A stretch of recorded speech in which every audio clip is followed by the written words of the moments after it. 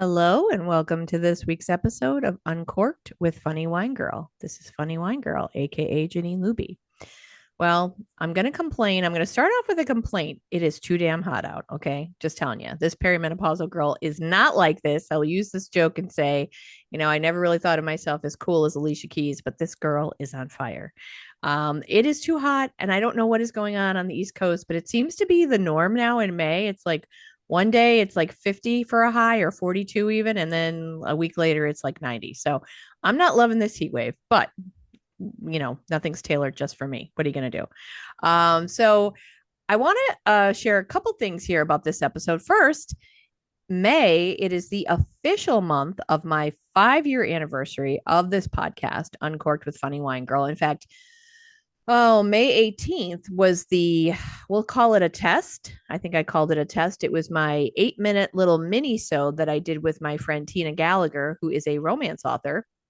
We had been back then working out in her garage, and we did a little snippet where I talked to her about her books, her romance novels that are based on a pole dance. It's a pole dance series based on a pole dance studio here in Scranton. Lovely women that I did eventually have on the podcast. But that was the test. And then the first full episode was with my dear friend Oliver. So of course he is my guest today in celebration of that 5 years, but also because of the topic that we're going to be discussing. So I'm don't quote me on this. I will look it up and I will share it in the show notes. But I think it was like May 22nd or 27th. I knew it before, but there's a lot of info in my head, so I can't remember everything these days. Was the very first full episode. And I had a conversation with my dearest friend Oliver from high school. And I think we talked about movies. It was, so we talked a lot about summer movies and some of our favorites and all that good stuff. But this week, not only do I want to have Oliver on again because he was my very first full podcast episode guest, but also because we're going to talk about grief and loss. I just lost my father on May 13th. Dad had been living with mesothelioma or meso. I've heard it pronounced different ways. It's basically a disease. You can have it in the peritoneal, which is in the abdomen, or you can have it in the lungs. So it was in the pleural lining of one of his lungs. I have to sit and think about which side the catheter was on. It was on his left. So his left lung. We discovered this with some fluid. He was short of breath in June, and that led to x-rays, and then that led to what they call a thoracentesis, where they take out fluid, and that led to me looking at his lab results, and there was an indication of this type of cancer, which was kind of my heart sank when I saw that. And all at that time, I was thinking to myself, oh my gosh, I hope we have dad for at least a year. That was my initial thought. Of course, I want it longer time, but I know it's an aggressive cancer. So unfortunately, dad did not make it to a year. It was in June, and then it was officially diagnosed. Well, I guess we'll call it the official diagnosis was in August at Fox Chase Cancer Center, the end of August, when he had what was called VATS surgery. It's video assisted thoracoscopic something or other. They basically took tissue and they confirmed definitely that it was this mesothelioma, and they put in a Pleurex catheter that allowed us, myself and a home health nurse who came once a week, and then I did it the other times during the week, to actually drain dad's fluid to help him breathe. We did attempt to treat his cancer with immunotherapy, which is not the same as chemotherapy. It's supposed to be a little bit more gentle or not as harsh. So we tried that. We went to Dunmore Hematology and Oncology Center, or Associates, whatever it's called. Dr. Liptok is the oncologist. And we went through a full cycle of that. And thankfully, dad did not have any terrible side effects from that, but it was ineffective. So that led us to her saying that radiation or chemo would not work. And we did get a second opinion. And that led us into hospice. But before I get too far into the story, I am going to read my father's eulogy. We're of course recording this a few days beforehand. It is, I believe, May 19th. On May 17th, we had my father's viewing, and May 18th, which is just yesterday, we had dad's funeral mass. And for those who know me, I've shared this with them. everyone grieves in their own way. Everybody does whatever in their own way, and that's fine as long as you're not hurting people, if or yourself. Then you do whatever you need to do for yourself. My process, I am not a crier so much, and I don't judge others who are. I'm just never been someone who cries a lot. I used to joke or say I wish I was, because I do feel it's probably healthier. I'm more of a rage kind of gal. I would really, I'm a half joking, but I'm also quite serious that I would love to take a baseball bat to a couple things right now. I did get to, beat the crap out of my mother's smoke alarm a week or so ago when she burnt popcorn in the microwave. So that was very freeing for me. And I need to do a lot more of that. So I have not really fully or even partially grieved, I don't think, because I went from being a caregiver with my mom throughout these past 11 months, going to all the appointments, draining my father's catheter, in hospice, all of these things. He was at home in hospice. Mom and I shared in that. Primarily, it was the two of us. And then I went right into action with my mom as far as arrangements. There's a lot to do. I've learned a lot, things I didn't want to learn yet, but you can't have your loved ones forever. My father had turned 89 in February. So the way I'm looking at it, he had 88 really good years. So it was last June when his life really changed and slowly, declined. But 88 of his years, he was incredibly healthy and lived a really good life, had many wonderful memories. But what I want to say is, I'm sure that it's going to be hard every day going forward, and different days will be harder than others. This is just all very fresh, which some people maybe they wouldn't talk about it on a podcast. Of course, I don't want anyone thinking I'm using my situation. I'm what's the word? I'm pandering or manipulating or trying to. I'm certainly not going to profit off of the situation, but I'm forgetting the right word that I want to use. But I am the type of person that I've been sharing a lot on Instagram and my reels on Funny Wine Girl Janine, where I've shared because it's therapeutic or cathartic for me to talk about. But I also believe, I know there's a lot of crap out there in the world on social media. There's a lot of junk. Even in podcast land, there's a lot of crap. And I know that. But at the same time, there's also moments and some good things where people see something and go, oh my gosh. And they feel like they are connecting a little bit, or they learn something and go, oh my gosh, that's what my uncle has that, or my, aunt has that, or they learn a little bit. Maybe they feel a sense that they're not so alone, or it just leads them to look something up, learn something else, and it helps them. I'm just that kind of person, and I don't mind sharing.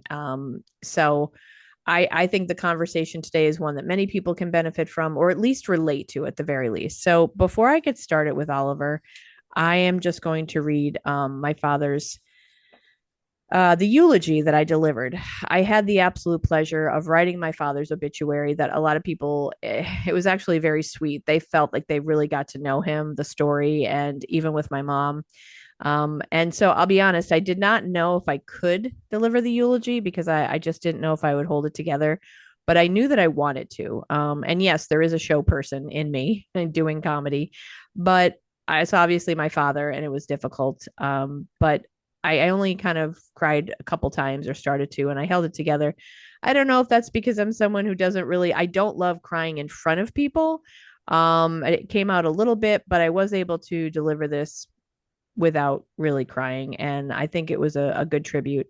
And my brother also shared a couple memories, of course, thinking, knowing and saying that my father was an excellent role model for him. And he shared a couple of his memories, but this is what I shared. So I'm going to read this eulogy for my father. I won't say thank you all for being here to honor my father, because this is what I said to the church, people in the church, but you're listening to the podcast, so we can forget that first line. When I think about my dad, the first thing that comes to mind is joy. Dad was the kind of person who rarely took himself too seriously. He had a smile for everyone, could talk to anybody. And if there was music playing at a wedding, he was always one of the first people on the dance floor. Dad grew up on Maple Street in South Scranton, and from a young age, he was a hard worker. As a kid, he sold Whitman's sampler chocolates and worked as an usher at the Globe Theater, or as Dad would say, theater. It was on Pittston Avenue and Beach Street in South Scranton. He was self-sufficient at an early age. Dad would bake cakes and bring them as gifts to birthday parties. and he loved to iron, a skill that served him well in the Navy and while raising a family. In fact, I personally handed off many items of clothing for him to iron over the years. But my favorite ironing stories were the ones that Dad told when he lived at home and he would iron his sister's bras. There was Marie, Joan, and Evelyn. And according to Dad, he'd ironed them with a point in them, which may or may not have contributed to their popularity in the neighborhood. Dad proudly served his country in the Naval Reserves and then spent 2 years of active duty aboard the USS Charles R. Ware, working in the engine room where his job was turning salt water into potable water. Dad didn't talk much about his Navy years, and I realize now I wish I had asked more questions about his time visiting places like Portugal, Greece, and Cannes while the ship was docked. When he returned home, he went back to work at the Times Tribune, where he would spend 48 years in a variety of roles, primarily as a union printer. One of my favorite memories is of him making newspaper hats for my brother Paul and me. Later, when Paul and I became newspaper carriers, he taught us how to properly roll newspapers and often helped us to deliver on our paper routes. Dad was known to be light on his feet, whether on a dance floor or on roller skates, and while he may have had many dance partners through his lifetime, his favorite, of course, was my mother, Carol, or as he called her, Carrie. For 59 years, they lit up dance floors together with their jitterbug moves. In fact, they had just celebrated their anniversary on April 8th, and going out for breakfast that morning to a small diner in North Scranton was one of Dad's last outings. Dad was also a man of faith. One memory that comes to mind is how every time he went swimming, whether it was in our backyard pool at Lake Winola, where we spent a lot of time with my cousins, or in any body of water, he would first bless himself with the water.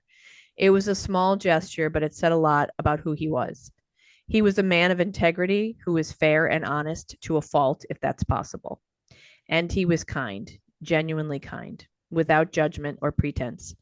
Over the past several days, I've heard the same thing over and over from friends, relatives, and neighbors. Your dad was such a good guy. He was always so sweet. He was upbeat and so nice to talk to. And they're right, he really was. After retirement, the YMCA of Dunmore in Dunmore basically became Dad's office. He had a nearly daily routine of swimming, lifting weights, and spending time in the steam room or jacuzzi, chatting with the guys there. And apparently, he became somewhat legendary in the locker room because of his skincare routine. One man joked that Dad never missed a spot when he was moisturizing. Another fun memory I have is running into one of Dad's YMCA friends at a brunch one Sunday. He looked at Dad and said, "Oh, Joe, I almost didn't recognize you with your clothes on." But my favorite part of Dad's YMCA life was his ongoing attempts to find me a date. He would often come home and say things like, "Okay, Janine, there's this guy," followed by details that were never completely clear. I think he's 30 or 40 or maybe 50. He might be a teacher. I'm not really sure. But his heart was in the right place, as it always was. That was my dad. He loved his family deeply, immediate family, extended family, friends, neighbors, and our community. He wanted everyone to feel seen, welcomed, and cared for. I will close with a famous quote by Maya Angelou. People will forget what you said. People will forget what you did, but people will never forget how you made them feel. Dad made people feel appreciated, acknowledged, and understood. He saw the humanity in others and offered his own with humility and kindness. May we honor him by practicing the same kindness he showed so freely to others and what the world needs so desperately. So those were the words that I shared yesterday for Dad's eulogy. And without further ado, let me welcome my guest today, my dear friend, Oliver Ord, or as I call him, Ollie. Hello, Ollie. Hello, Janine. That's quite the introduction I got. And that was beautiful. Thank you for sharing that. Um, that was beautiful. I'm glad I got to hear it. And I have a cold, so as That's much as okay. I'm choked up by what you said, because I am a crier, unlike you, so I have tissues handy. But I do have a cold. But beautiful words, very well said, very brave of you to say that. And I went through a parent of mine passed away 6 years ago now, and I remember saying when we were planning, it was during COVID, so we didn't have the luxury of having it. Luxury is a bad word to use. The convenience of it being like right after it happened. Um, like there was, I think it was a 2 months span of time. I immediately said, I don't want to say or sing or do anything, because I knew that I wouldn't be able to handle it. So kudos to you for being brave and authentic and saying beautiful words about your dad. It was very nice. Thank you. Thank you so much. And again, there's a part of me inside that goes, wow, you must be a cold bitch.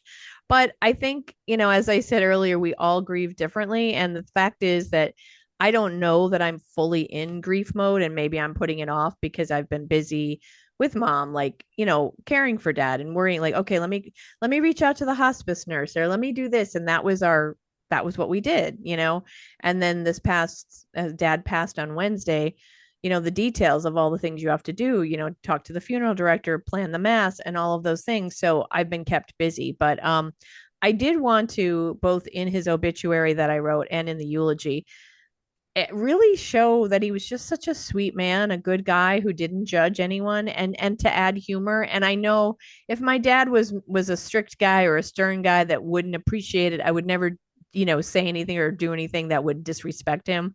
But he was the kind of guy that did make light of himself. And it's fun to share memories that are literally true. He talked with joking, sharing about creating points in his sister's bras. And he would share that story freely. And of course, I loved the days when he would come home from the YMCA and be like, okay, Janine, there's this guy there. Oh my gosh, he did that so often. It just makes me giggle. Yeah, it's great. And to share those memories too helps you grieve. Everyone grieves in a different way. So you're not a cold bitch. Um, I'm more of a cold bitch than you are, I think, in my past, as far as being like not sharing emotions as much. I think you're an emotional person. It just doesn't come out in tears or in that type of way. Um, but sharing those memories is a way of grieving. It's a way of sharing to others who your dad was, those who didn't know him, or to remind people, hey, remember this, and like memories help you live on. We're not all famous celebrities. We don't have movies or songs to be remembered by. We have the memories of our families that you pass down. And so I think that's both your obituary and your eulogy were spot on, perfect. And I applaud you for saying it again, because you were a lot braver soul than I would be by doing it. Thank you. Thank you. I appreciate that. And I do appreciate, like, to your point, like some of his nephews were like, oh my gosh, that was Joe, that was Uncle Joe, that was so, like, it did, and that it did make them feel like it represented him well, and that made me happy because that's what I wanted to. How do you represent this? They're like, that was Uncle Joe, there's no one quite like him. So I was happy about that. I want to talk about, so you're 6 years without your mom, Chrissy, who I loved, and we've spoken, through the different podcasts that we've talked before. I know Oliver since high school, and his mom was a doll. I loved her. She was I don't know what, 92 pounds soaking wet, and she had the biggest laugh, and just a really supportive, lovely woman that I loved seeing, running into and going over to Oliver's, but then years later, just running into her, out in the community or whatever. It was just such a treat. But she passed 6 years ago, and she also had cancer, right? Tell us a little bit, if you don't mind, what that was like for you and your situation, your journey with your mom. No, of course not. I'm going to say two things about to very similar to Joe, your dad. My mom loved to dance, was always the first one on the dance floor. In my mind, they've danced together. I don't know if that's true or not, but who knows, in some event that, they went to. And also, your dad was a sailor, we'll call him, from being in the Navy. My mom swore like a sailor, except the F word. She never used the F word. But even in church, when she was waiting for us to wrap up after, because we would like be in the folk group or choirs or stuff, she'd be waiting for us, and we'd hear swear words being echoed throughout St. Anne. So I always said she had the mouth of a sailor, but never the F word. So yes, it was 6 years ago in April, I think April 10th. It was Good Friday. It was right before Easter. And she had bladder cancer. It was from her years of smoking. Because that's every time I say to my doctor, like, what runs in your family, cancers, bladder cancer, they always say, do you smoke? I'm like, no. So, like, that is definitely related to it. She had quit smoking when she was 60. But again, I think damage 16 to 60, probably damage was done. Um, but when was she diagnosed? For, I think, a little longer than what your dad, like maybe a little over a year. She had what started was she had skin cancer on her foot and had to get something removed, and that went fine, and they got all of it and stuff. And it was the next year where she was diagnosed with the bladder cancer, and then she went through a lot of radiation and chemotherapy, which she didn't lose her hair, but she did have side effects to it. It was tough on her. And then the summer, the years are all blurry together, so forgive me for the years, but that summer after her chemo and stuff was done, they were going to remove her bladder and try to do it, but when they opened her up, it had already spread. So they tried a little bit more radiation afterwards. And then in the fall, I think this when she was still doing the radiation, Christmas time, that's when they were like, we can continue. And she's like, no, she was the one who said, I don't want to do this anymore. So, and then she entered hospice and she passed away in April. So the following year, so 2020 of April. Um, so that's the story of her cancer journey. It was tough. I lived in upstate New York, about 3.5, 4 hours away. And when she started like chemo and stuff, I would go like every other weekend to travel down and stuff. So it was hard being that long distance thing, but I did the best I could. Um, we didn't have, well, we did have Zoom and, FaceTime and all that stuff, but we really didn't use it as a family. I don't think it really got popular, at least for me, until COVID hit. And that was like, that was the last time I saw my mom was actually through a Zoom with my sister. Because I was with COVID when it just started. Um, I don't know. You remember wiping off groceries, and we were doing all these Mm. things because everyone was afraid. Oh, you can't be. She's very high, sensitive. Like, so you don't want to get her sick, and so like I stayed away. Like I didn't. I stopped my every other weekend down, and so that was difficult not to see her during that period. But that's just the way things played out. So, Yeah. um, And you can't control that stuff. And I do remember, like, I remember being a freak about, I was yelling at my mother, like, don't touch that. I haven't wiped that down with a cloth yet. Like it was, yeah, we didn't yeah. know. Yeah. Yeah, like I probably could have gone. And the weird part is, and this is something I remember, and like that the she passed away on a Friday, Good Friday, um, which I always thought it was a weird thing to call Good Friday because it's when Jesus was crucified and killed on a cross, and there's nothing really good about that. But Good Friday is when she passed away. The day before Holy Thursday, that's the last Zoom I saw her um, and my sister, and she was just like, you should. She didn't say you should probably come here, but I said to her, I'm like, okay, are you and Dad okay with me coming because I'm coming from a different state, and again, this was all in COVID, with it was only within 3 weeks or something.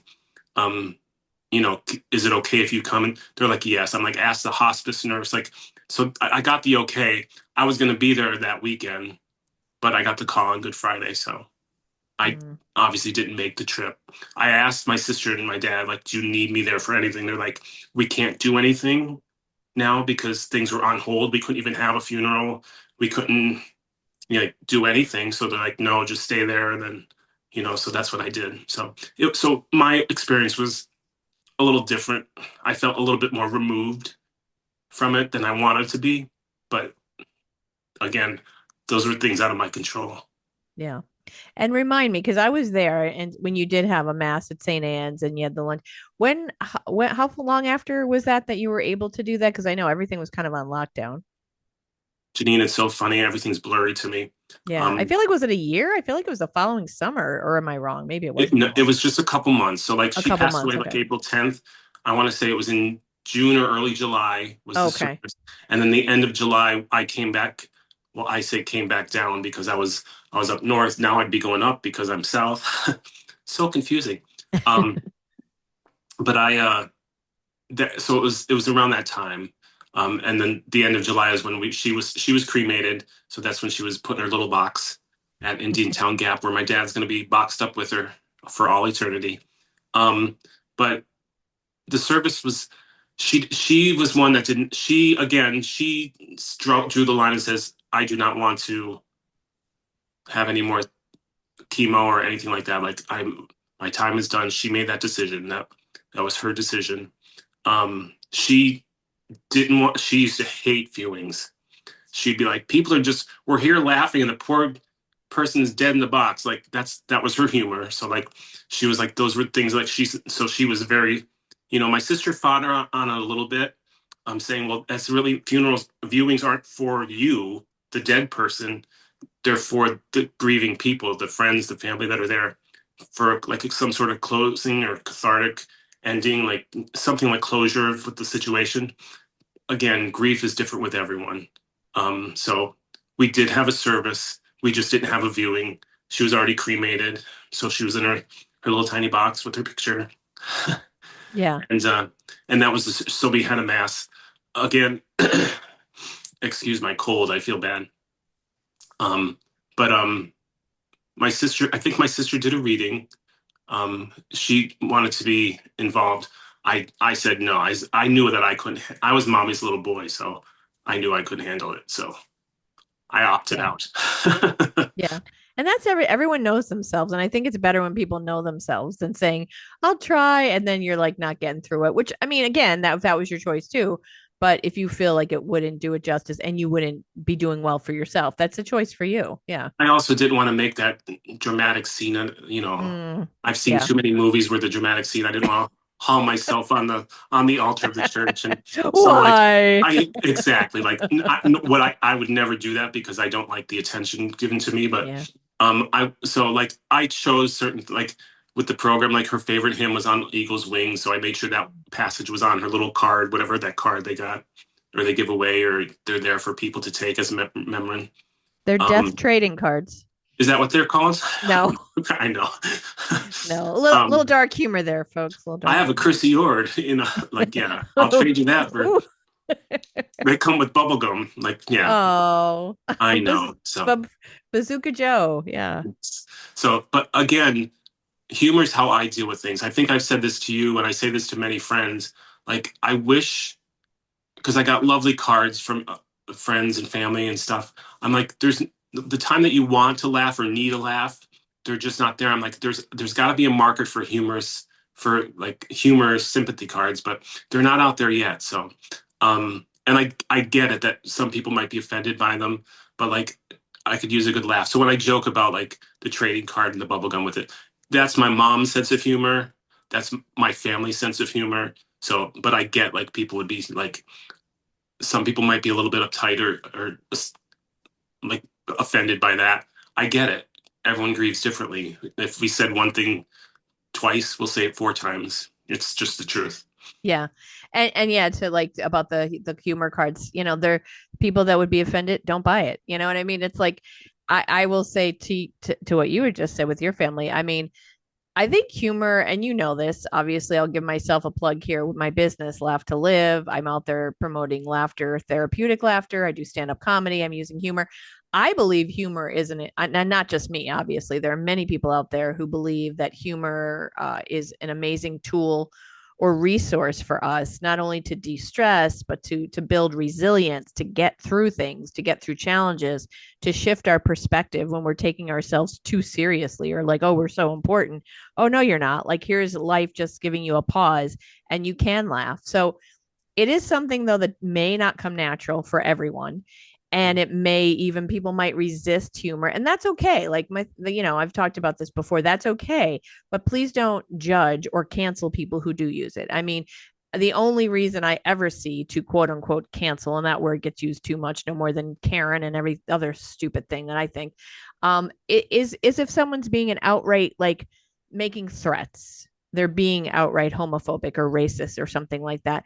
But there's a difference between that and just being offended. You can absolutely be like, oh, like that's not appropriate, or that's okay, that's cool. But you don't have to support the person. You can maybe not like this particular comment that's made. Maybe you could still like, you could still like the person.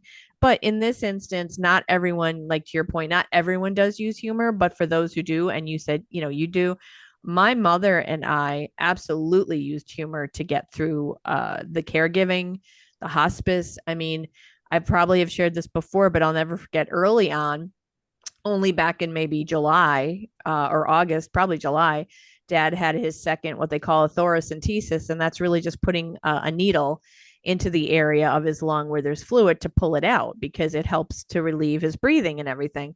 And so there was this like, very manila-ish colored band-aid that was put there. And mom going, Janine, when you get a chance, can you come over? I really need you to look at this. I don't know if it's a lump, if it's I don't know. I'm concerned. She has dad lift up his shirt and I go, oh, Jesus Christ. I go, Mom, that's a band-aid. And we laughed so hard at that. But it was true because it was like skin colored. And she's like, oh, I forgot they put that on. And it was like only a day or something. So it's not like he didn't shower for a week. It was like a day or whatever, the procedure. And I'm like, we legitimately laughed so hard because she was concerned. So now, okay, we can laugh about it because it wasn't anything new or concerning. I mean, obviously the cancer alone was concerning enough, but that was just like, okay, mom. And she knows I use humor. I mean, my gosh, we laughed about so many things like going, and again, is it appropriate? Well, you know what? It's called, and again, when I speak about this, when I speak at conferences or whatever, I talk about dark humor or what's called dark or black humor, and not black as in African American. It's just black or dark, meaning that it's a little bit darker kind of thing. It's not for everyone, but that is used often for kind of like trauma bonding for people who are maybe in the military, who have seen death, who might have even had to kill. People in the emergency room who see a lot of tragedy or trauma. And in this case, like hospice nurses or, healthcare workers or the family caregivers, because any humor, if it's real and authentic, anyone can tell dad jokes, anyone can tell knock knock jokes. They're very, I don't know the word I want to use, but they're safe, right? They're safe jokes. They're not very personal. They're not very, and they're fine. They can help people laugh. But if you're using humor in your immediate life situation, things are going to get real, and you can absolutely use humor for that. So we used it quite a bit when we went to the cemetery, having to pay for dad's. He wanted to be buried in the veteran section of the Cathedral Cemetery in Scranton, and going there, it's like $1,100 or $1,200 to dig. And then, of course, it's more on the weekends.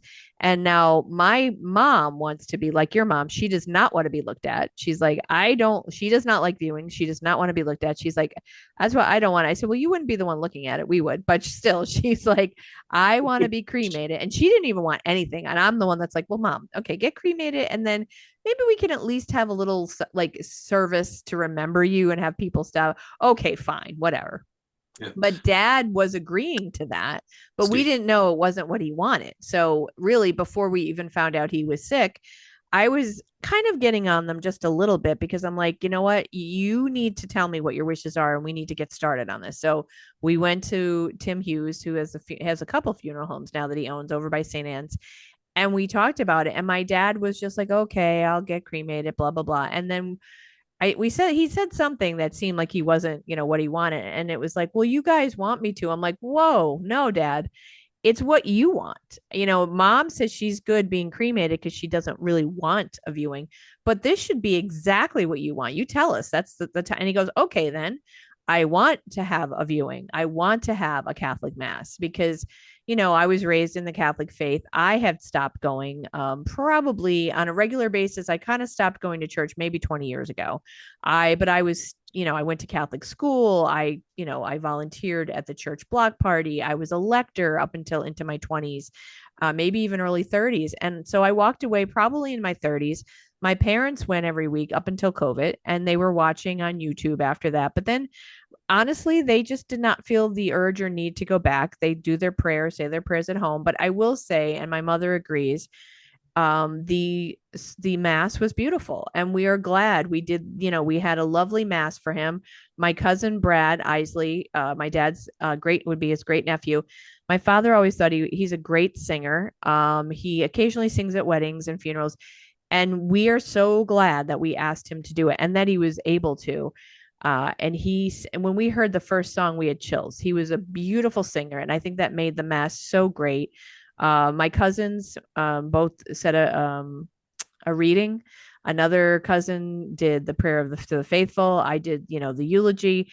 The priest, we were unsure how that was going to go with the homily because you never know what you're going to get, but he gave a lovely homily. Like he read the obituary about dad dancing, and I think he got a sense of who dad was, and he kind of directed it at my mom, like, you lost your dance partner, but, and then of course he has to say what you have to say in the Catholic, but now he's whatever they say about, you're with Jesus and all that good stuff. And now he's saved and all that good stuff. But like, he really did a nice job with that. He started it off and it was kind of like, where the hell is this going? He talked about his love of like Vietnam history and about guys in a foxhole and the guy that jumps on the grenade to like basically sacrifice themselves for the others. And I'm like, I kind of knew he had a point coming, but I'm like, oh boy, we could do without the imagery of someone being blown to bits. Like, it's like, and that person doesn't have much to send home to their family. I'm like, okay, we could have done with that graphic line. But besides that, he did a really nice tribute to dad. And the mass, while it's emotional and those songs are sometimes like gut wrenching, um, it's hard, but it was a tribute that my father deserved and it's what he wanted. And then we had the full military. I don't know if you call it a salute. I guess you'd call it a salute at the cemetery where they fire 3 shots and they said, sister said a few words, a few prayers.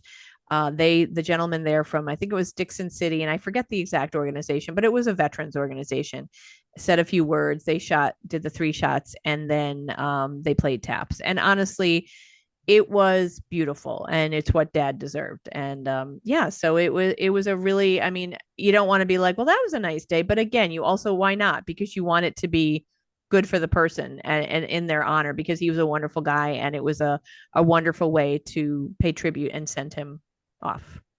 Yeah. It's a couple of things I wanted to point out.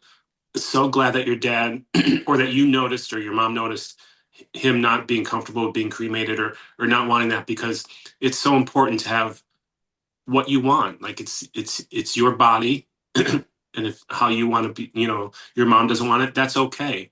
Um so that's a good thing. Like my mom, she was a planner. She's like, she had everything laid out. She'd done down to the, you know, not the songs and stuff at the church. We helped with that and stuff, but like to the point of what she didn't want a viewing. She wanted to be cremated. She wanted to be buried here. That was already paid for. Like it was already, and that was before she was even ill. Like that was just she didn't want her kids to have to deal with it. That was just my mom. And the second thing is, well, the religious thing, with the priest, you never know what you're going to get. I felt like I'm probably more removed from religion than you are, the Catholic Church. So as like I always joke that if I walk into a Catholic church, either I'll burst into flames or it will. That hasn't happened. But that's probably the last time I was in a Catholic church that I can think of, unless there was a wedding I went to that I don't remember.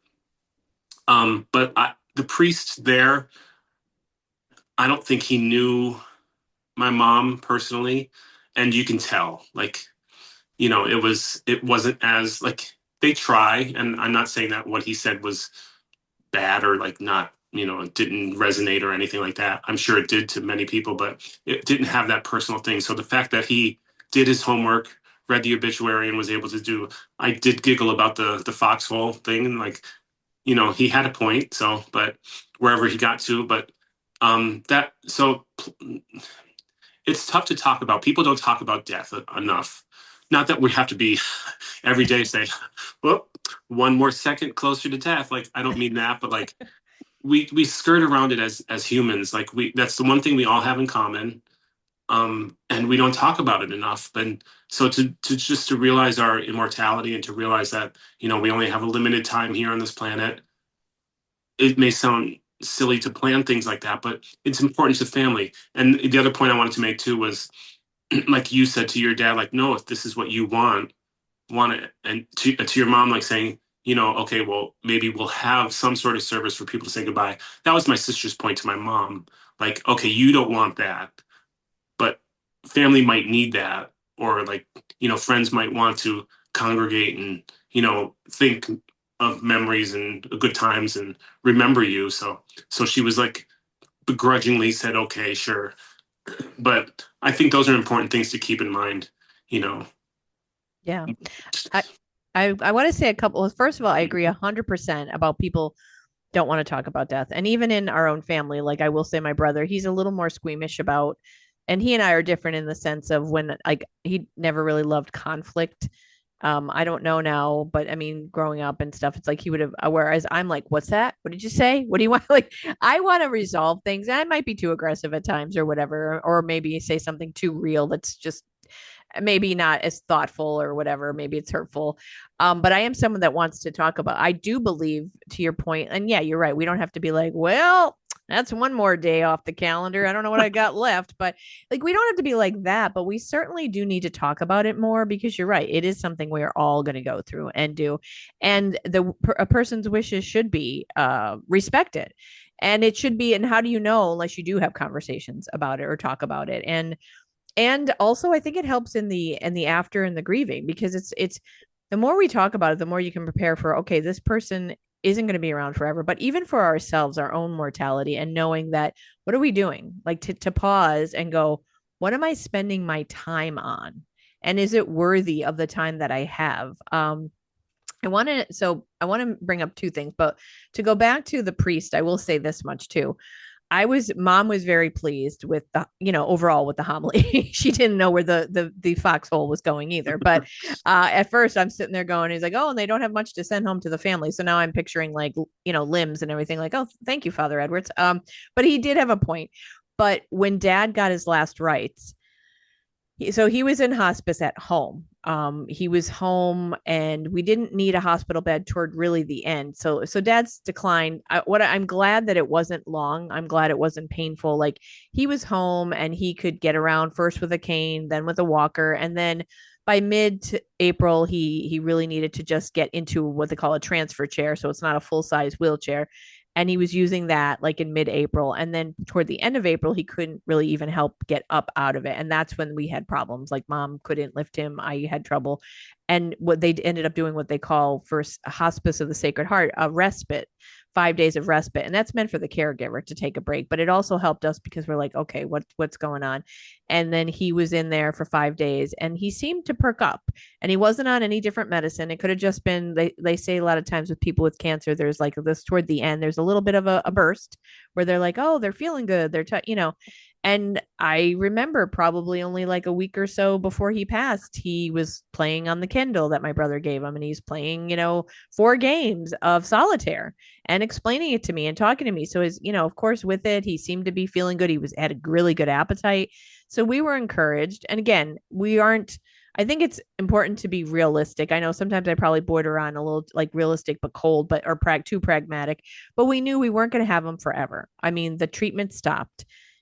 We were approaching a year of this cancer. It is an aggressive cancer. So, but we didn't know. We're like, do we have dad for a couple more weeks, maybe another month, maybe till June or July? We didn't know.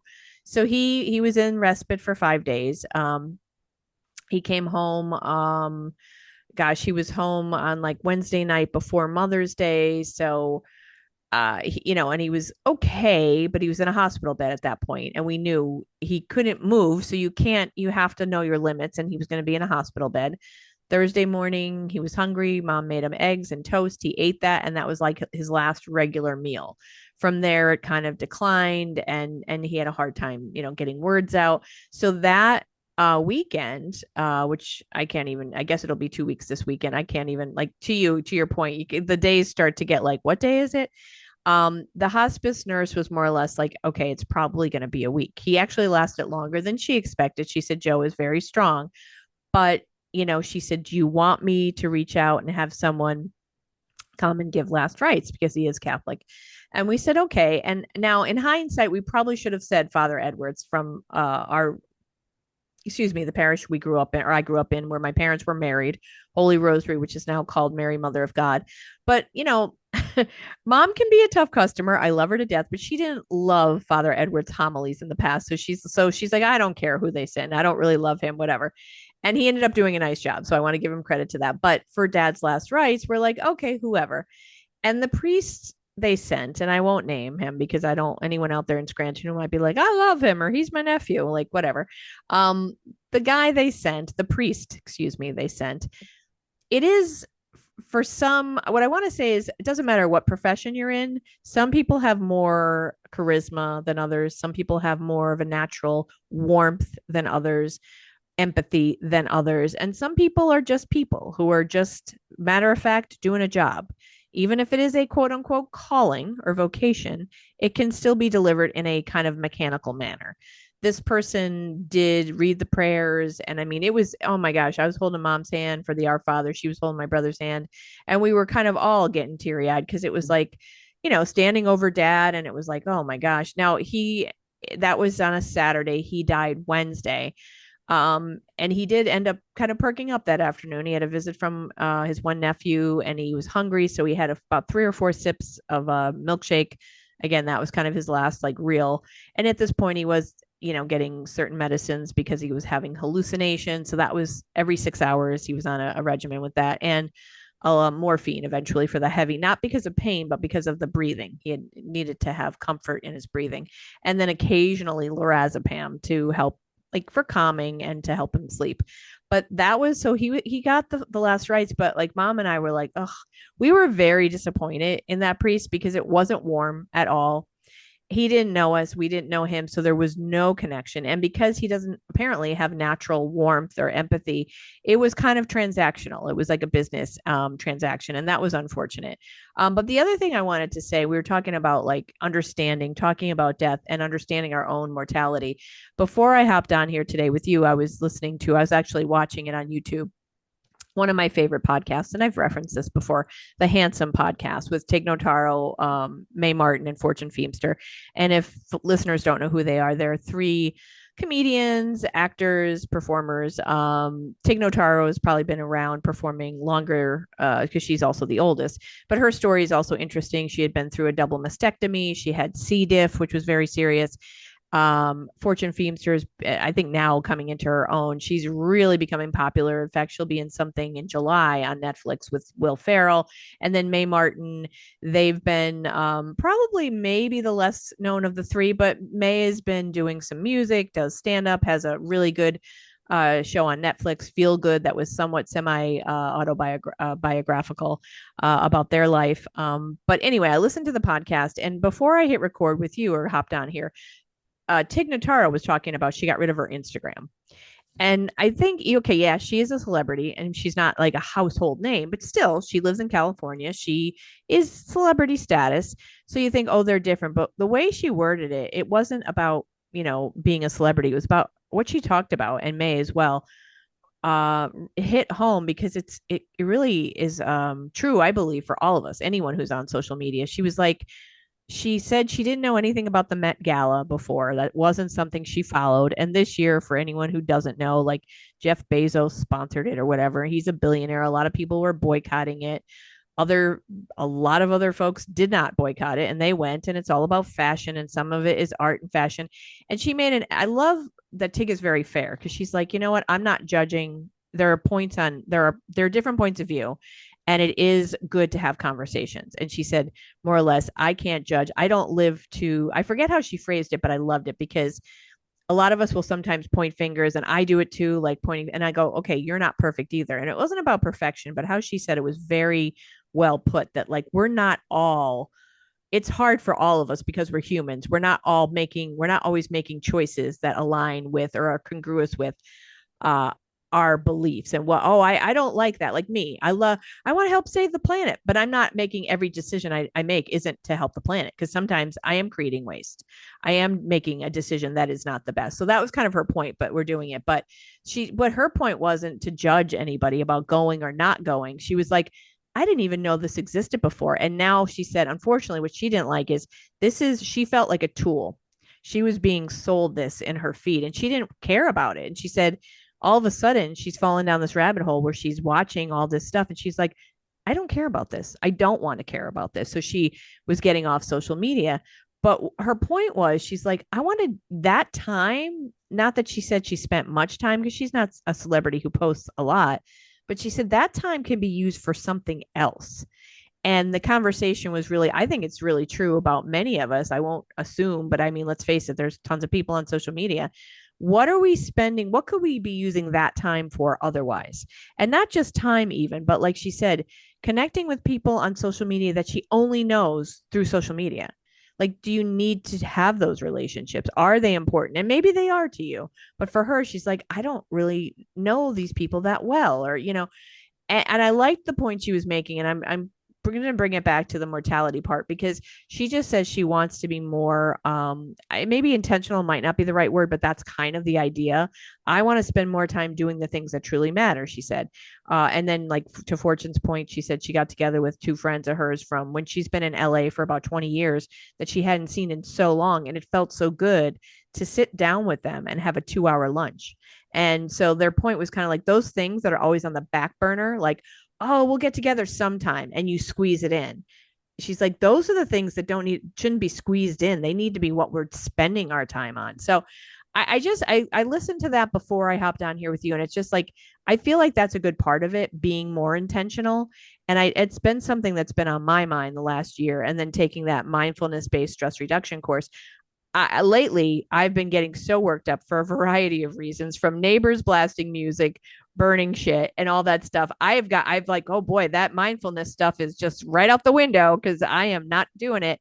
But I keep thinking of, you can begin again. You can begin again. But it's that intentionality that I think I really like the idea of what she's saying. And it's true. It's like, I want to spend more time on what matters. And I want to give you the opportunity to talk, but I want to tie in also that, and I want to hear what you have to say about this. People are different, right? Some people can't even, maybe they don't like death so much or viewings, they won't even go, even if they want to show support because they don't want to be there. And I get that.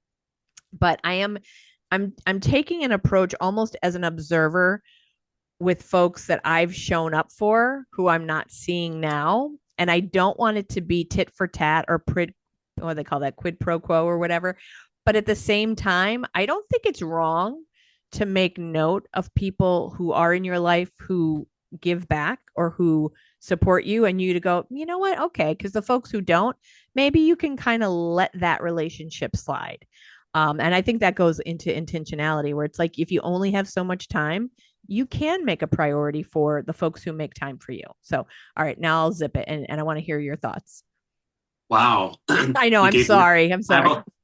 I have a lot of thoughts now. First of all, I love Tig Notaro, and I totally understand what she's saying. I, who love the Met Gala, every May, I look forward to it just because I like the fashion and the art of it. There is a charity linked to it. I don't know, they do it for restoration and fashion industry and stuff like that. So there is that. I didn't know there was a controversy. Well, I did see that someone was boycotting it, but I think they boycott something every year, so I didn't pay much attention to it. But with that said, I 100% agree with her stepping back and taking that time for, I did this. I did similar with Facebook. Like, I jumped off of Facebook in 2016 or 17, I forget. 2017, because, or 18. Again, numbers are blurry for me. But I stepped away for a similar reason. Like, I wasn't getting anything out of it, and the time that I was scrolling through and looking and getting angry or like unfollowing people, I'm like, I could be spending time writing or reading or going to theater, or like just spending better time, better quality. Now I still have Instagram and I scroll and through, but I like pictures and I like, see what I like to see pretty much. So that's that thing. So really spend it. And my mom's death, I mean, death has been around. My grandmother died when I was 6. That was probably my first big death, or like one that was affected me. But throughout my years, I've had friends die at 43, at 50. So, and every time I'm reminded, like, life is short. To start doing things that you want to do, that you love to do, that gives you joy, that bring others joy. and that's easy to do for a little bit, and then human life takes over, and you start to become back down to that. I don't know the right words to use, but like you start being human again, and you forget that. It's and then the next unfortunate circumstance, and another friend passes away or another relative, and you're reminded again. It's hard to keep that um, momentum going of once something big happens. When my mom passed away, though, that was so monumental in my life that I kind of live that way now. Like I'm not saving. I don't have a huge fortune, but I go and do things. I go see concerts. You know me, I'm not an extrovert. I'd rather not be in a crowd, but I go to concerts. I go to my amusement parks and ride roller coasters. And these might be silly things for other people, but relate what you love to do most and do those. Like I've the one thing my mom's death did was like do the things that you love because she did. Like, you know what I mean? Like she loved spending time with her family. So she did as much as she could. Like that was her love, like her family, her very few friends that she had. I say very few, very close friends. I'm similar that way. Like I have a close group of friends, and that's, you know, enough for me. I don't need to be a long list of friends to have. I like the close ones that I have, you included. Um, so like that's what I took from my mom. Like I really stick by that now. Like when you like I give time to you, like when you come and visit, like I love that. And like I mentioned this the other day talking to someone about you, saying like, when she comes, she has her itinerary plan, and she makes me step out of my boundaries that like I don't going this place and this going here, going there that I normally wouldn't do, but I do it because I love you and I want to spend that time with you. And who knows how long we'll have together. So that's important. Like, cause you bring out that of me, like, no, this is what we want to do. And we're making memories, and those are things that I like to do too. So that's what I have to say about that. And then I had to laugh when you said about you notice people who are there for you and who aren't there for you. It reminds me of our mutual friend John. Shout out to John in Miami. Hey, Um, John. I laughed because he has a list, an Excel spreadsheet for his birthday of who sends a text, who sends an email, who calls, who sends a Facebook message, and he keeps track of that. So I wouldn't go that far as to like weeding people out of your life, and he'll laugh that I said that. But you do know who shows up for you and who's there for you. And it's okay to have that. It's You want people around you that not give you attention, like that's not what it's for, but like who are there for you, who support you. They might not be there for every single thing, but you can count on them if you said, hey, I'm doing this, but oh well, let me work my way through it. Or they're there for you, they'll send you a text, they'll send you a message, they'll send you an email. There's been people that I've you know lost touch of, not because I dislike them, not because I don't want to be their friend anymore. It's just because it was a one-way relationship, and I thought they're not giving me any energy. So like I don't need to give my energy to them. But if we ever ran into each other again, I have no ill feelings towards them. It's just, it's the time that we had. We have the memories of what we have, and that maybe that's okay. Maybe that's the perfect thing. But hang out with people that give you energy, or give the energy back to people that are giving you the positive energy, or giving you some sort of reason to continue, or reason to do the things that you love to do. Like that's my take on that. Like, so it's okay to realize, you know hey, it's funny, like this person didn't even acknowledge the death of my mother or your father, or whatever the case may be. That's okay. Like that doesn't mean I hate that person, I'm never speaking to them again. It's just you know because we don't know what's going on in their life at this time. There might have been something traumatic for them, or but a simple text or a simple message speaks volumes sometimes. So it's, well, duly noted, I think, and it's okay to note that. It's part of your grief too, right? Like you're like, hey, I was there for this person, them, and I didn't get and receive anything back. It's not that you want that receipt. It's just like, why did I go out of the way and give you my love and support? And, was it just one sided? So you learn a little bit about people. And that's okay. And again, Yeah. it's not that you hate that person now. It's just maybe you just drift apart, and that's okay. Mhm. Yeah. And it's interesting. Like it's funny about John's a spreadsheet. I don't have the time. I don't keep a spreadsheet for the things that like I really ought to. You know what I mean with my business and to organize. There are many things that would probably be beneficial and I don't do that, but I wouldn't have the energy for it. But again, to your point, there's kind of a middle ground and it's like Mhm. the one thing like to talk about my dad was very kind to everyone and he didn't really see the bad in most people. Like for my father to not like you, you'd have to really like he just really was a fair like he I say to almost to a fault because he didn't really see the bad in like anyone usually like so he was very fair and I want to believe I have some of my dad's light because I am someone who will talk to anyone. As much as I bitch and moan about a lot of like I do feel like especially since COVID I feel like people are becoming more, I don't know if the right word is self-absorbed or self like evolved if it like where it's mostly like okay I need to think of my family only and my fur babies and me and my family and that's fine but also I think the blinders are they don't see that what their choices they make affect others and I bitched about other things like if you're making a choice to have your dog running around in a place they shouldn't be loose because that's what you want it's very selfish. It's very like, and I like dogs, but like some like little things like that where we don't really have a lot of common courtesy or social mores have changed. And so while I do bitch about that, I also am totally illuminated when I'm out and I start and I just chat with people. Like I like that. I do like something as simple as okay, I went to get wine. It was a really rough day with dad a couple weeks ago and I was like getting my mother and I wine and right at the door was a woman from WRC. It used to be the Women's Resource Center. I didn't really know the woman, but I'm like, hey, I just did a presentation for last week for the employees. It was the laughter one. Oh, I heard about that. Now she wasn't there that day, but I was like chatting with her, get my wine, and I know my take on kids. It's not that I hate kids, but I don't really believe they belong everywhere. Like wineries or whatever. This guy in front of me had his little boy, and he was very cute though. He was like a mini version of the dad, like with the haircut, the sweater. He looked like a little miniature man, and he was very cute. And so the woman's like, "Oh, I just love when kids look like that." And she goes on talking about her sons. I don't have children, but I wasn't like, "Yeah, lady, give me the receipt."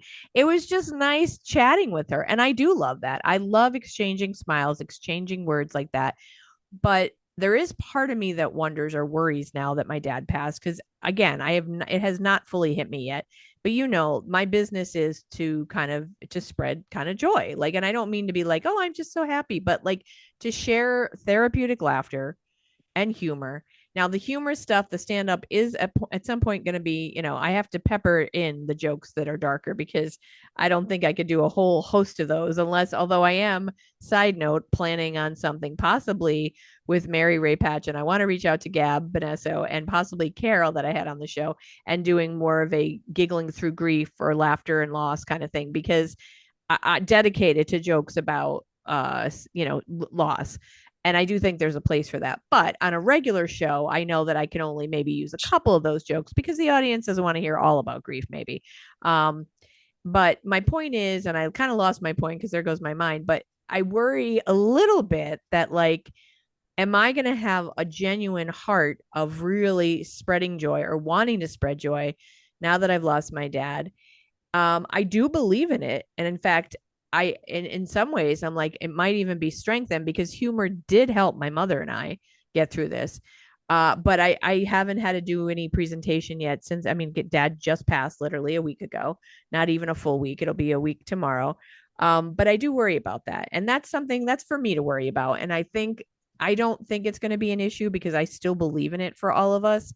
But I kind of went off track. But my point, I guess, is too with this whole like quid pro quo ish kind of thing. I'll say is like life is short and it's okay. I saw this guy on Instagram. I wish I could think of his name. He was talking about forgiveness and things like in this realm of like relationships with people where he said it beautifully and it was very clear and I'm sure he's probably a public speaker because it seemed very I no judgment, but it was very sound bitey because it's like you got it and you're like, oh, that's interesting.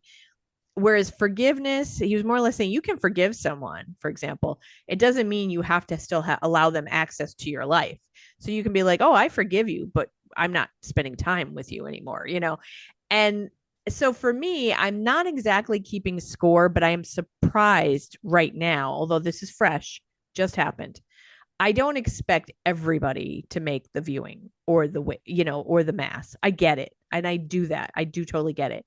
But what I said to my mom earlier, there's a couple people that I'm like, huh, that person lost their dad, then their mom, then their brother, you know, and like, huh, it's okay because life, they could have things going on. But, and I think you would kind of reference this, but if at some point, if a person can't at least offer a text, because that's done on your own time. If you're, some people might have been gone away while this was going on this past weekend, they might have been this or that.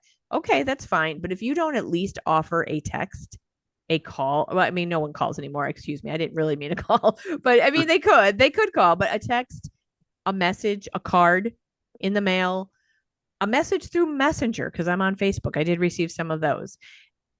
You know, then that sucks. I'm sorry. And unfortunately, as I mentioned earlier, with how life has changed, our whole moray or how we handle things has changed to the point where it's like an emoji is not the same. And I know that we're there and I'm not judging people who do it because I've done it. I've said, "Oh, so sorry for your loss."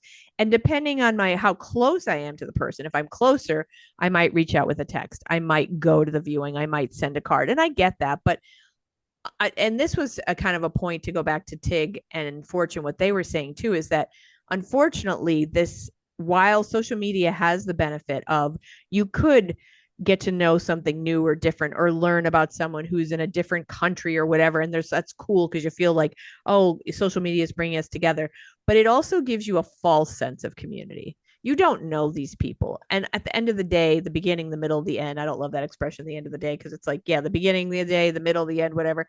You're not that close. You don't know these people, and nothing will replace in person or, and when I say in person, you and I are doing this on Zoom, but we know each other in real life, right? We've built our relationship. So if you're building a relationship only on social media or online, it's not as real as you might think. And so this idea that we can do everything like condolences on social media, a heart or a wink or whatever emoji can never replace a handshake, a hug, an actual word, warm word or something. And that's just me saying that. I'm not judging. It's just where we're at in society right now. So Yeah. anyway, I to close up on that, as I said to mom, I will give it time because literally it's not even a week since dad passed. And some people might not know, right? But if they do know and they're not reaching out, that sucks. Now, how will I like I might come across someone in a couple months and I'm probably gonna have to be like, they're like, oh, how's your dad? Oh, he passed. Oh, I'm so sorry. I didn't know. Okay. And hopefully the people who haven't reached out, maybe it's because they don't know. But I it's just something, and I'm not thrilled that I'm thinking this way or observing this, but it also does go in line with intentionality and what I'm spending my time on or who I'm spending my time on. And that's just what's come up for me this past few days anyway. Yeah. Again, you have to what who you're not hearing from or who you're not seeing, or whether it be a text or in person or a phone call. Um, it's on them. They might have issues, like they might not know, or they might, like, again, if we spoke about death more as a society, maybe they're like totally uncomfortable. What am I going to say? I'm awkward. I'm not going to, that's giving them an excuse, but you never know. Though you mentioned a point about hoping you have the joy to continue to do what you do. You will. If you don't feel it when you do your first one, you'll get it back. Because that's your essence. That's yours. No one can take that away from you.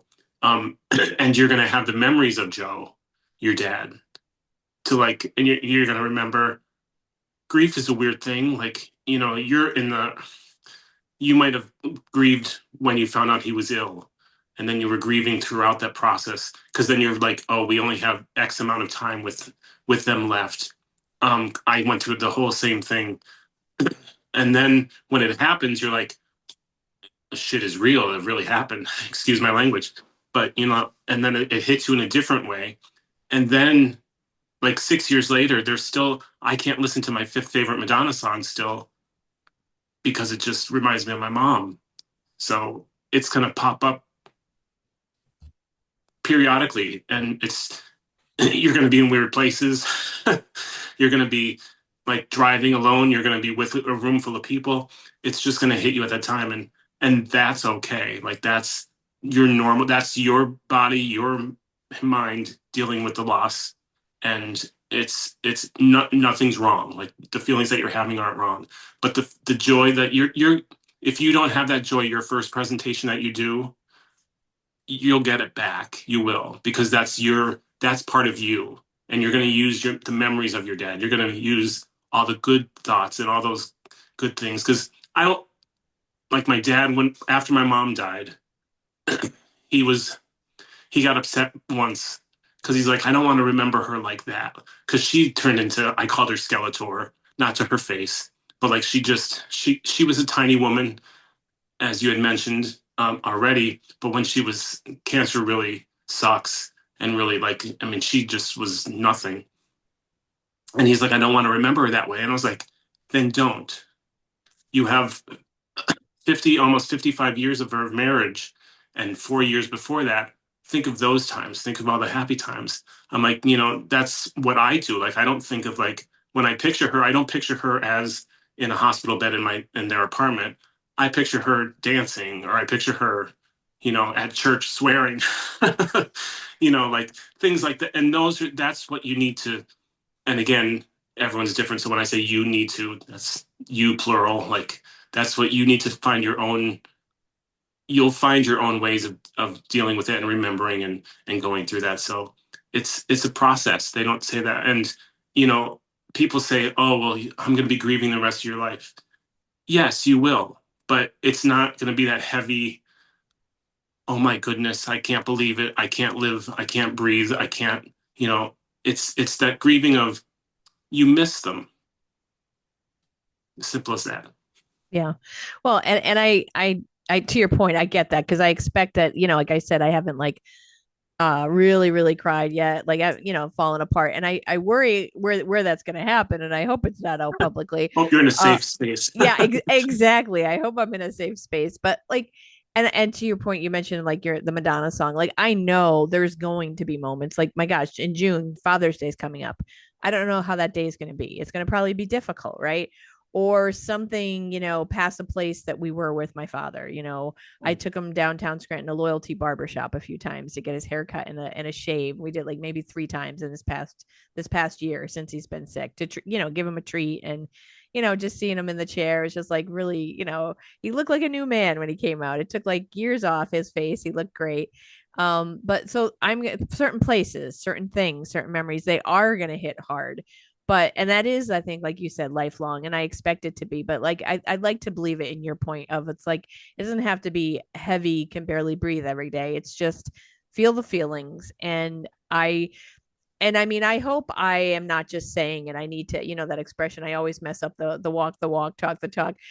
My mother, she's been handling it so well, and I'm so proud of her, and I feel for her because this is her guy of Yeah. 59 years. And I can't even imagine her grief, because it's the guy that she slept next to. It's the guy she looked at every day, and then toward the end taking care of, and like all that stuff, all of his clothes in the closet and all that stuff. I can't even imagine. Like it's hard to lose a father, but like that's her guy. That's her, 59 years is a long time. So I can't even imagine for her what it's like. But I try to remind her so far, like when she's like, well, this sucks. This past year has been terrible. Like I think she said at one point, you took me to that Tina Turner concert for my 80th birthday, June 7th, and it's been horrible ever since. I'm like, I don't think we need to bring Tina Turner into this, but no, but I was like, okay, that's a little bit. And again, I love my mom, and I tease her, but I said, Mom, Dad had 88 amazing years. Like he was so healthy. I mean, in June was when he started, like I said, with the shortness of breath, and we really started to find out what was a little bit of what's going on up until that point. And he turned 89 in February, but 88 last June, he was 88, and he had lived such a good life, driving, still swimming at the Y, still doing all this stuff. I'm like, would you I said, I think quality more than quantity, because she's upset that he didn't make it to 90 and they didn't make it to 60 years together. I'm like, but mom, you're already in the 60th year. He's in the 90th year. And I said, would you rather quantity over quality? Would you like him to, you wouldn't want him and he wouldn't want to be living in a hospital bed, barely able to speak, Right. barely eating for another 2 weeks or a month or three. Like, that's not living. And what is that for you? And so I say it, and I mean, hopefully it will provide me comfort too at some point when I hit a really bad day. But like, no one ever, it's never enough, right? They say it's never enough. It's not like you're going to say, okay, you can take him now. Like, no, I would love for him to have lived to be 100, because that's what he wanted. Like, he loved life. Yeah. um Yeah. but he had a really good life up to this point. So as much as it sucks, we have to look at that, as opposed to, I mean, we, of course, we want him longer, but that's not how it worked out. So Sure. Yeah.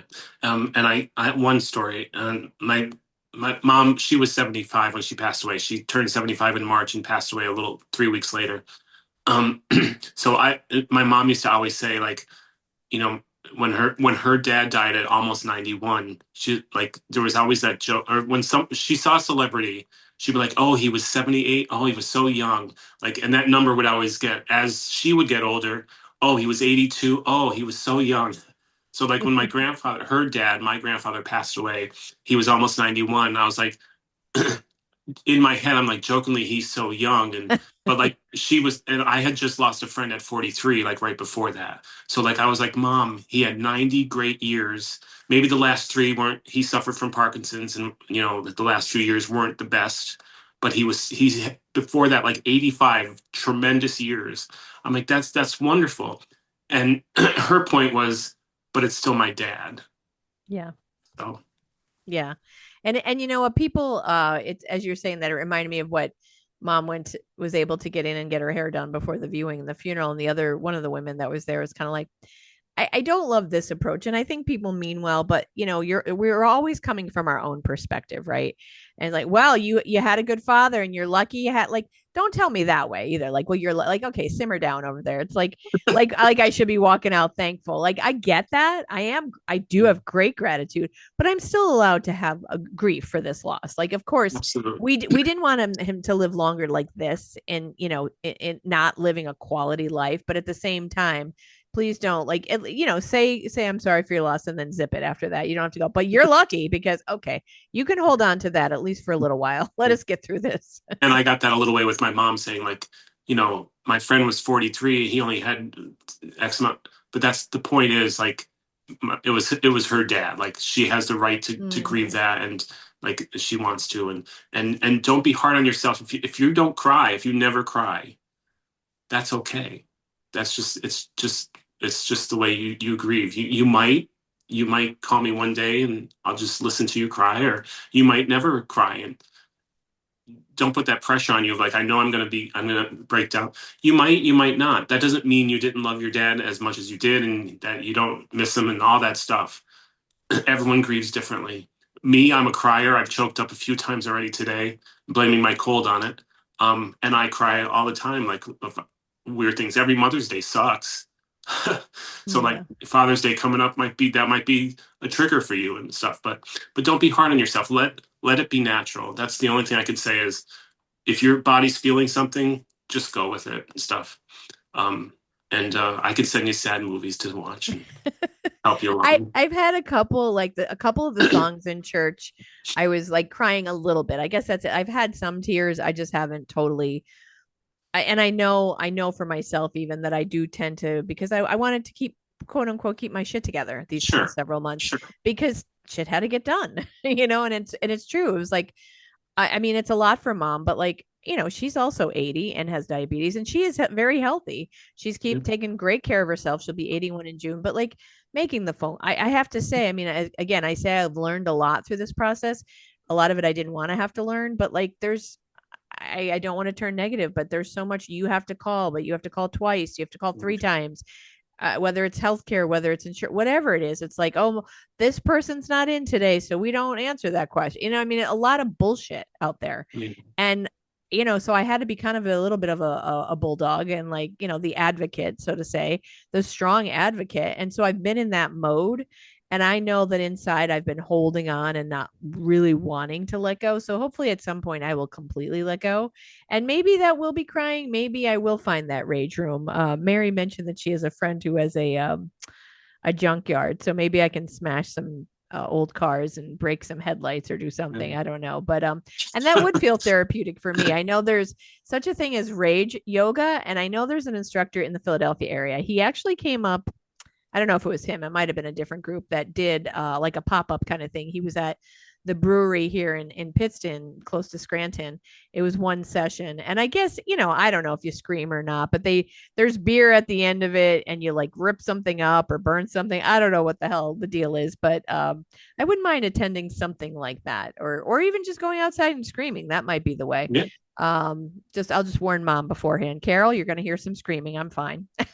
Should be like, Janine, what will the neighbors think? Yeah, seriously. Oh, she's already said, oh, what the hell did she say? That was so funny. Oh my God. I don't even know what I was doing because I've been raging a little bit about, like I said, the neighbor's behavior that I consider ridiculous because, I pay taxes as a individual and a business owner. So, and it's like when I can't even hear myself think because someone's blasting music or doing this or that, I'm like, yeah, that's nice. God, what the hell did I do? I forget what I did. And she's like, oh, that's great, Janine. They're going to think, oh, that's the two crazy ladies that live there. I said, no, don't worry, mom. They'll just think one crazy lady. I'm fine with that. I said, I'll leave you out of it. Don't worry. Carol's fine. It's Janine that's going wacko. That's okay by me. Well, I will close, and I think of our friend Gab, our dear friend Gab, and I do want to reach out to her, like I said, for this comedy because I'd love to do it. I'm thinking maybe online, do it first, like about jokes about grieving, that sort of thing. But we've talked about it, Gab and I, as she says, I always think of her, especially lately with dad passing, that these are just skin suits, as she says. There's, the person is really not dead. They're as she says, she believes in time travel and quantum physics and all that stuff that like I'd love for her to talk to my friend Greg because he believes in that stuff too. But I mean, to that point, I don't even think you need to believe all the same things, but like it is a vessel. This is a body. And remembering dad, his essence, his spirit was just it. I do believe it lives on. Although, so here's a little bit with the humor. My mother has been mad at, she loves the Blessed Mother. She lights the candle, like she's always lighting it for me. Like if I drive to visit you for my safe travel and all that good stuff. And so she's been praying to the Blessed Mother. And she said, I'm pissed with her. She still hasn't sent me a sign. And I'm like, well, what were you looking for? An email, a text, or, we're just trying to find that.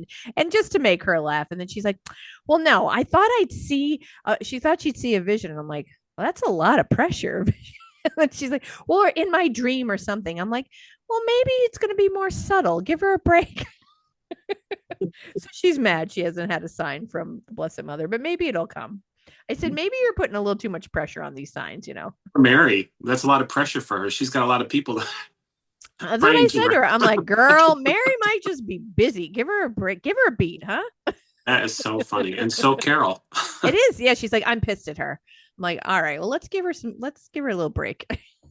you know.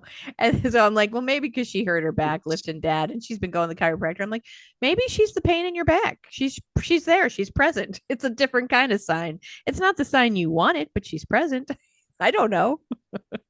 That's hysterical. Oh God. Well, I want to thank you, my dear friend Oliver, for being on here as we celebrate 5 years of the podcast, but also let's say we celebrate the memory of my dad, Joe Luby, and the memory of your mom, Chrissy Ord.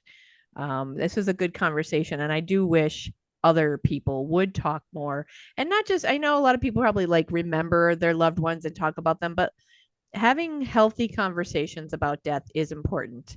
So that's all I'll say, and then I'll let you have whatever it is that you'd like to close with, Oliver. No, I think this is an important conversation to have. Like we started off with, like, I wish more people spoke about death. Again, not to bring down the room, just to be healthy about it, to have a healthy attitude towards it. And thank you for sharing your words about your dad. Thank you for inviting me here, and congratulations on 5 years of the podcast. I know you'll celebrate more, and when you get that a little bit more kickback into your of not, of your grief, you're going to be celebrating, and you'll have those memories, and you'll have me to call whenever you need to. So Thank you. I love you. Thank you very much. Yeah, I was thrilled in April for those who've listened. April 13th, I had this screening here in Scranton of Loud Enough Surviving Justice. That was kind of part of this 5 year celebration, but there's more that I want to plan ahead because I do feel so this podcast, yes, Oliver is on. He is my dear friend, but if you've listened on any kind of regular basis, you know that my goal for this or my theme or whatever we want to say, my mission is to amplify the voices of women. So it usually is a female voice you'll hear every week, a different woman doing anything from, maybe she's a community activist, maybe she's training for a marathon, maybe she's a local politician. I like to share these conversations with strong women to help inform, inspire, entertain. And that is my goal. And going forward, I really love what happened with the screening on the 13th. We had a really great conversation afterward with the film's director, Hillary Klotz Steinman. It went well. I think people, it's a heavy topic. What we did do April 13th was about sexual assault awareness. But again, no more than death. It's a conversation that people may not want to talk about, but anything needs to be talked about, especially dark or heavy topics, because that's how we, one, make them manageable and lighter, but also then we can seek solutions and ways to cope, ways to deal, ways to change things for the better. And so I want to do more in-person type things to support women, to advocate for women. So as this is the 5th year, this has kind of given me the idea of doing in-person activities, events. And I do hope to. I had a conversation with my friend Robert Thomas, who owns Tsunami Self Defense.